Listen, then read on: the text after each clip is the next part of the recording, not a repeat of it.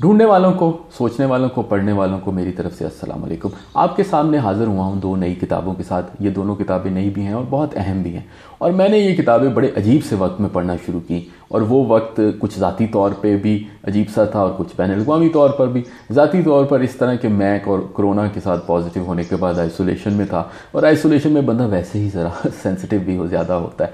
और उसके साथ जब मैं टीवी वगैरह, इंटरनेट वगैरह देख रहा था, तो वहाँ पे अमेरिका में एक अजीबोगरीब वाक़या रूनुमा हुआ कि इलेक्शन के बाद अमेरिकी खैर से जो डेमोक्रेटिक पार्टी जब जीती, तो जो सदर ट्रंप के जो सपोर्टर थे, उस वक्त तो वो सदर थे, तो उन्होंने जनाब अमेरिका की कांग्रेस पे हमला ही कर दिया, यानी अमेरिका की पार्लियामेंट पे ही हमला कर दिया।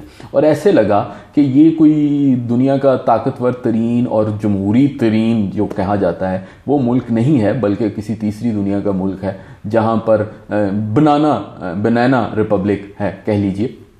मैं अमेरिकी निज़ाम को काफ़ी सालों से अपने एज ए तालिब इल्म देख रहा हूँ, अमेरिका में पढ़ता भी रहा हूँ। अमेरिका का जो डोमेस्टिक सिस्टम है, मैं ज़ाती तौर पे दुनिया में जितना देखा या फिरा या पढ़ा है, तो वो उसको ये समझता हूँ कि बड़ा मजबूत और बड़ा मरबूत निज़ाम है। अमेरिका की जो बैनुल-अक़वामी अप्रोच है उसके बारे में कई राय हो सकती हैं, मगर जो उनकी जो इंटरनल सिस्टम है, वहाँ पे जो चेक्स एंड बैलेंसेस है और जिस तरह डिसीजन मेकिंग होती है, वो दुनिया के लिए एक मिसाल समझी जाती है। मगर यकदम खैर से ऐसे लगा कि जैसे ये कोई ऐसा मुल्क है जहाँ पे कोई निज़ाम ही नहीं है।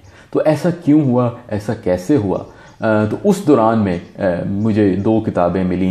इनमें से एक बिल्कुल ही नई किताब है, ये एन एप्पलबम की किताब है, twilight of democracy, failure of politics and parting of friends, और दूसरी किताब है हाउ डेमोक्रेसीज डाई। अच्छा, इसमें से पहले मैं इस किताब का तज़किरा करना चाहूँगा, ट्वाइलाइट ऑफ डेमोक्रेसी। ये किताब जब मैं जमहूरियत के बारे में पढ़ रहा था, तो बहुत सारे जो सोर्सेज थे दुनिया में, जो एक्सपर्ट्स थे, वो इसको रिकमेंड कर रहे थे, लोग कह रहे थे कमाल की किताब है।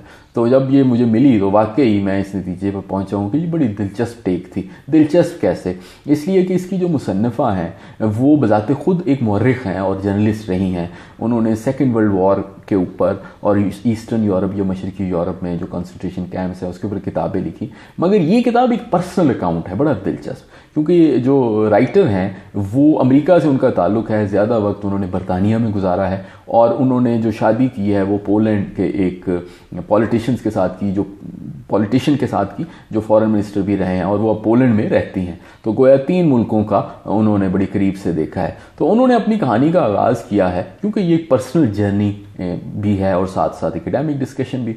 उन्होंने कहा जी कि 2000 में हमने अपने घर में, अपने बल्कि फार्म हाउस टाइप में एक बड़ी गैदरिंग की, जिसमें पूरी दुनिया से हमने लोग बुलाए, सैकड़ों लोग हमने बुलाए, और उसमें ज़्यादा इंटेलेक्चुअल्स थे और पॉलिटिशियंस थे और सोचने वाले और इस तरह पढ़ने वाले लोग थे। और उस वक्त जो माहौल था वो बड़ा ऑप्टिमिस्टिक था। ऐसे लगता था कि सर्द जंग के ख़ात्मे के बाद दुनिया में मसले बाकी नहीं रहेंगे, जमहूरियत फले फूलेगी, इकनॉमिक मसाइल हल हो जाएंगे, ग्लोबलाइजेशन का दौरा था।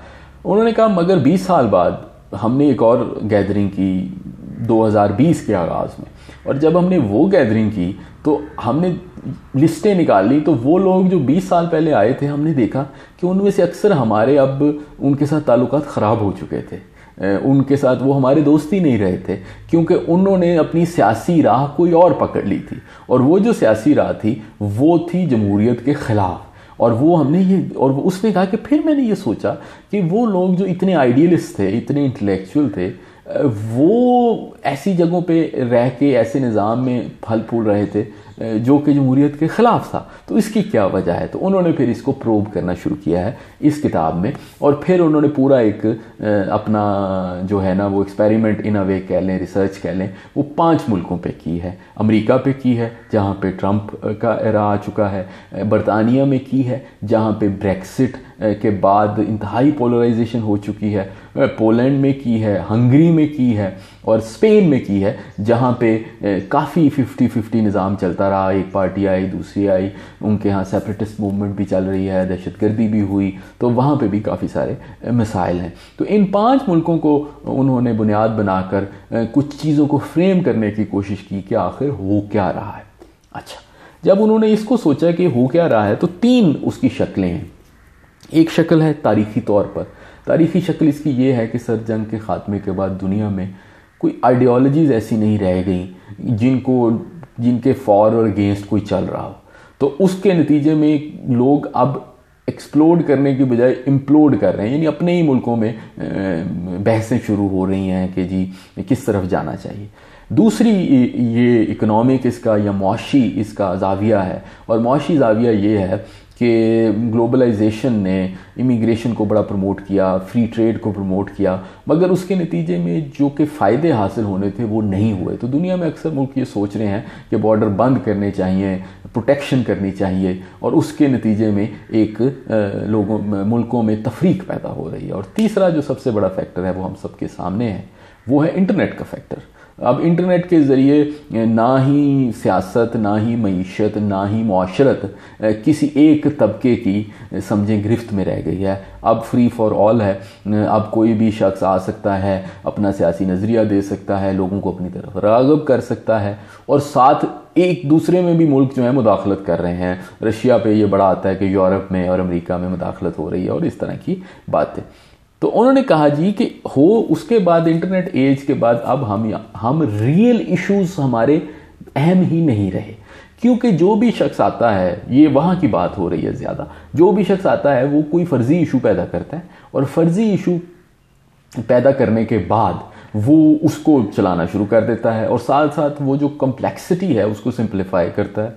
उसको सिंप्लीफाई करके जब वो चीज़ें पूरी नहीं होती तो वो मज़ीद जो है वो अपने इक़्तिदार को मजबूत करता है, और कहता है जी मसाइल की वजह ये है कि मुझे जो है ना अभी सही जो है ना वो मसाइल पता नहीं चले, अभी मज़ीद ढूंढेंगे। तो ये एक ऐसा साइकिल है जिसमें कोई जो रियलिटी है वो कहीं गुम गई है। तो आजकल जिक्र भी है अल्टरनेटिव फैक्ट्स का भी जिक्र है, पोस्ट ट्रूथ का भी जिक्र है, और उसके बाद उन्होंने कहा कि ये जो इमेजिनरी इश्यूज़ हैं इसके फिर बहुत सारे प्रमोटर भी मिल जाते हैं, फिर आप किसी को एनिमी भी ढूंढ लेते हैं, अक्सर इमिग्रेंट्स को ढूंढ लेते हैं। ये ब्रेक्सिट में भी हुआ कि उनको आज तक समझ नहीं लग रही, जो पढ़ने लिखने सोचने वाले हैं, कि इसमें एक्चुअली फ़ायदा क्या था या नुकसान क्या था। अमेरिका में भी यही हो रहा है। तो यहाँ पे उसने कहा कि जो राइटर हैं कि लोगों में जो सारी जो गुफ्तगू है उसका ज़ाविया ही बदल जाता है, और उसके नतीजे में जमहूरियत से लोग दूर जाते जा रहे हैं। ये जो किताब है ये एक्चुअली ज़्यादा अमेरिका के बारे में है। ये दोनों जो इसके राइटर हैं वो हार्वर्ड में प्रोफेसर हैं। उन्होंने ट्रंप का जो राइज़ है, जो उनका आना है, उसको स्टडी किया है। ज़्यादातर इसमें जो मिसालें हैं वो साउथ अमेरिका से हैं, और उन्होंने ये देखा है कि वेनेजुएला में, पेरू में और कुछ और मुल्कों में जो हुआ है वो अमेरिका में रिपीट हो रहा है, जो कि बड़ी अजीब सी बात है। मगर जब उन्होंने इसको स्टडी किया तो उन्होंने कहा कि सदर ट्रंप का आना या अमेरिकी सियासत में समझे इंतहा पसंदी का आना, पोलराइजेशन का आना, वो एक दिन या एक साल या एक दिहाई में नहीं हुआ, उसकी बड़ी तारीख है। और वो तारीख को फिर उन्होंने तकरीबन 1970 के बाद उसको स्टडी किया है, और उसमें कुछ ट्रेंड्स आइडेंटिफाई किए हैं। उनमें से वो 4 ट्रेंड उन्होंने लिखे हैं, और फिर एक पूरा टेस्ट बनाया है। उनमें से एक ट्रेंड ये है कि जो जमहूरी इक़्तिदार हैं उस पर यकीन लोगों का ख़त्म हो रहा है, साथ साथ जो चेक्स एंड बैलेंसेस हैं वो ख़त्म हो रहे हैं, उसके साथ साथ वायलेंस बढ़ रही है, उसके साथ साथ जो अनरिटन नॉर्म्स हैं वो भी ख़त्म हो रहे हैं। और इसमें उन्होंने बड़ा वाज़े लिखा है कि अगर माशरे में या किसी सिस्टम में जो इक़्तिदार हैं वो ना रहें तो जो स्ट्रक्चरल चेक्स हैं या कॉन्स्टिट्यूशनल चेक्स हैं वो कोई माशरे को इकट्ठा नहीं रख सकते। और फिर उसमें एक और भी चीज़ है, उन्होंने कहा कि लोग शॉर्ट टर्म गेंस यानी कि छोटे अरसे में कहते हैं कि ये ले लूँ, और उसके लिए यानी कि बड़े अरसे में नुकसान कर लेते हैं। दूर अंदेशी जो है वो कम हो रही है, क्योंकि उन्होंने कहा कि सदर ट्रंप का जब राइज़ हुआ तो असल जो टेस्ट था वो उसकी अपनी पार्टी रिपब्लिकन पार्टी का था, लेकिन उन्होंने शॉर्ट टर्म गेन के लिए अपने आप को उन्होंने उसमें इन्वेस्ट कर दिया। इसमें जो सबसे चिलिंग उनकी जो कंक्लूजन है वो ये है कि उन्होंने ये कहा, और अभी ये इलेक्शन से पहले किताब आई थी, कि सदर ट्रंप चाहे हारे या जीते, अमेरिका में जो पोलराइजेशन है उसका सफ़र अभी जारी है। अगर वो जीते तो बहुत ज़्यादा तेज़ हो जाएगा, जो कि अब वो हार गए, मगर अगर वो हार भी गए तो वहाँ पे जो डिवाइड है वो बहुत गहरी है, और अभी उसको भरने में बड़ा वक्त लगेगा, और ज़्यादा चांस ये है कि वो मज़ीद ख़राब हो। तो देखते रहिए कि अमेरिका में हालात किस तरफ जाते हैं। मैं आखिर में यही कंक्लूड करूँगा कि अगर आप पॉलिटिकल साइंस के स्टूडेंट हैं, वैसे सोचने वाले हैं, पढ़ने वाले हैं, तो कोई फ्रेमवर्क या मॉडल बड़ा ज़रूरी होता है किसी भी सब्जेक्ट को पढ़ने के लिए। तो ये दोनों किताबें एक फ्रेमवर्क और मॉडल मुहैया करती हैं। वो फ्रेमवर्क और मॉडल आप उससे एग्री ना भी करें, लेकिन वो एक लाइन देता है सोचने के लिए और आगे तज्जिया करने के लिए। इस पे मैं 2 अपने रिव्यूज़ भी लिख रहा हूँ, एक तो लिख लिया है मैंने, तो वो भी आपसे शेयर करूँगा, उसको भी पढ़िए, क्योंकि लिख और पढ़ के ज़्यादा समझ बेहतर आती है, मुझे तो एटलीस्ट आती है। तो ये तीनों ही चीज़ें इकट्ठी चलनी होती हैं। अपना ख्याल रखिएगा। मज़ीद किताबों के साथ आपके सामने हाजिर रहूँगा। Thank you very much.